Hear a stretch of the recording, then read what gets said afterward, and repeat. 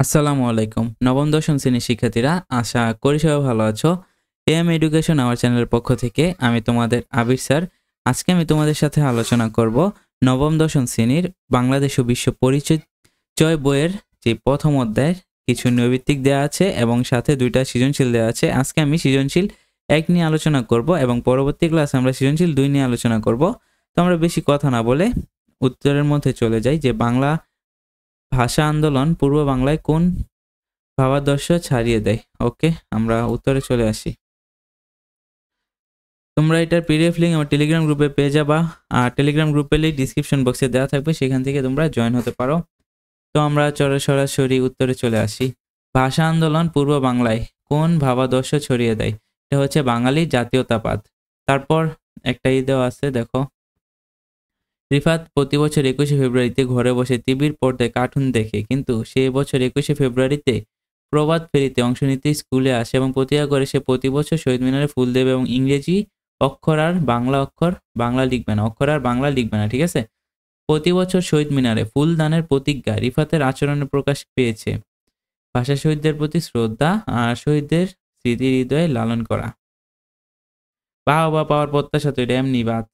রিফাতের এই মানসিক পরিবর্তনের মূলে যে মূল্যবোধ প্রতিফলিত হয় তা হলো নিজ ভাষার প্রতি মমত্ববোধ।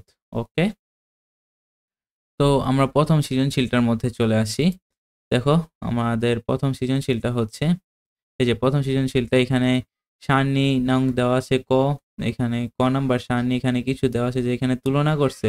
লাইক সেনা কর্মকর্তা তখন পশ্চিম পাকিস্তানে ছিল 95%, অর্থাৎ মানে মূল পাকিস্তান যেটা ছিল পশ্চিম পাকিস্তান 95%, কিন্তু আমাদের পূর্ব পাকিস্তান মানে বাংলাদেশে ছিল কত 5%। সাধারণ সৈনিক ছিল পশ্চিম পাকিস্তানে 96% আর বাংলাদেশে ছিল কত 4%। নৌবাহিনীর উচ্চপদস্থ কর্মকর্তা পশ্চিম পাকিস্তানে ছিল 81% আর আমাদের বাঙালি ছিল কত 19%। নৌবাহিনীর অন্যান্য পদে দেখো পশ্চিম পাকিস্তান ছিল 91% আর বাংলাদেশে ছিল কয় পার্সেন্ট 9%। আমি পূর্ব পাকিস্তানকে বাংলাদেশি বলতেছি যাতে তোমাদের সুবিধা হয় বুঝতে। সার্নিক হতে দেখো 1955 থেকে 1960 সাল পর্যন্ত পাকিস্তান কত টাকা পাইতো, মানে পশ্চিম পাকিস্তান পাইতো 500 কোটি টাকা আর বাংলাদেশিরা পাইতো 113 কোটি টাকা। আর 1960 থেকে 1965 সাল পর্যন্ত কত 22,230 কোটি টাকা পাইতো পাকিস্তান আর 6,480 কোটি টাকা পাইতো কি বাংলাদেশ। মানে কতটা বৈষম্য ছিল ওই সময়। তো ক নাম্বার প্রশ্নের মধ্যে বলছে পাকিস্তানি শাসন আমলে বাঙালির জাতীয় মুক্তির প্রথম আন্দোলনের নাম কি ছিল? ভাষা আন্দোলন, এটা আমরা সকলেই জানি। জানি না আমারটা ঠিক হয়েছে কিনা। হ্যাঁ, ঠিক তো হওয়ার কথা। পাকিস্তানি শাসনামলে বাঙালি জাতির মুক্তির প্রথম আন্দোলনের নাম ছিল ভাষা আন্দোলন। দেন খ নাম্বারটা দেখো, 6 দফা আন্দোলনকে কেন বাঙালি জাতির মুক্তি সনদ বলা হয়? 6 দফা আন্দোলনকে কেন বাঙালি জাতির মুক্তি সনদ বলা হয়েছে? 6 দফা পূর্ব বাংলার জনগণের অর্থনৈতিক, রাজনৈতিক, সামরিক সহ সকল অধিকারের কথা তুলে ধরে। এই কর্মসূচি বাঙালির জাতীয় চেতনার বিস্ফোরণ ঘটায়। এতে প্রত্যক্ষভাবে স্বাধীনতার কথা না হলেও 6 দফা কর্মসূচি বাঙালিদের স্বাধীনতার মঞ্চে উজ্জীবিত করে, তাই 6 দফা আন্দোলনকে পূর্ব বাংলা বা বাঙালির মুক্তির সনদ বলা হয়।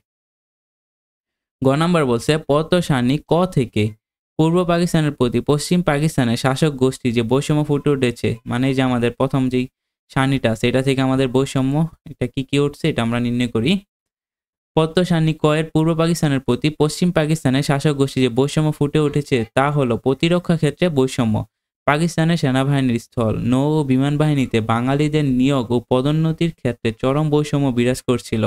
মোট অফিসারদের মাত্র 5% সেনা কর্মকর্তা ছিল বাঙালি, যেখানে 95% ছিল পশ্চিম পাকিস্তান। আবার সাধারণ সৈনিকের ক্ষেত্রে 96% ছিল পশ্চিম পাকিস্তানি আর পূর্ব পাকিস্তান মানে বাংলাদেশ ছিল মাত্র কত 4%। নৌবাহিনীর উচ্চপদস্থ কর্মকর্তাদের ক্ষেত্রে দেখা যায় 81% ছিল পশ্চিম পাকিস্তানি, মানে পশ্চিম পাকিস্তান 81 আর বাংলাদেশ ছিল মাত্র কত 19%। আবার নৌবাহিনীর অন্যান্য পদে মাত্র 9% ছিল পূর্ব পাকিস্তানি, যেখানে পশ্চিম পাকিস্তানের ছিল 91%। এই বিষয়গুলো প্রদত্ত সারণী কয়ে উল্লেখ করা হয়েছে, মানে প্রতিরক্ষা ক্ষেত্রে যে বৈষম্যগুলো উল্লেখ করা হয়েছে এটি আমরা ডিটেলস আলোচনা করে দিচ্ছি। দেন ঘ নাম্বারটা দেখো, সারণী খ এর প্রদর্শিত বৈষম্যের প্রেক্ষিতে পূর্ব পাকিস্তান ও পশ্চিম পাকিস্তানের অর্থনৈতিক পরিস্থিতির প্রকৃত অবস্থা মূল্যায়ন করো। ওকে, আমরা এখানে যেই ইটা আছে সারণী খ এটা দেখে আমরা টাকার হিসাবে যেই অর্থনৈতিক পরিস্থিতির অবস্থা এটা আমরা মূল্যায়ন করব, ঠিক আছে। ওকে, খ নাম্বারটায় আসো। আমি উত্তরগুলো খুব ছোট করে দিয়ে দিছি যেন তোমরা মেইন টপিকটা সেটা লিখলে যায়। এই যে দেখো, পাকিস্তান সরকারের বৈষম্যমূলক নীতির কারণে পূর্ব বাংলার চেয়ে পশ্চিম পাকিস্তান অনেক বেশি সুবিধাজনক অবস্থানে ছিল। যেমন 1955 থেকে 56 সাল থেকে 1959 থেকে 60 সাল পূর্ব পাকিস্তানের লাভ করেছিল মোট বাজেটের 113,03,80,000 টাকা। অপরদিকে পশ্চিম পাকিস্তান তখন পেয়েছিল 500 কোটি টাকা।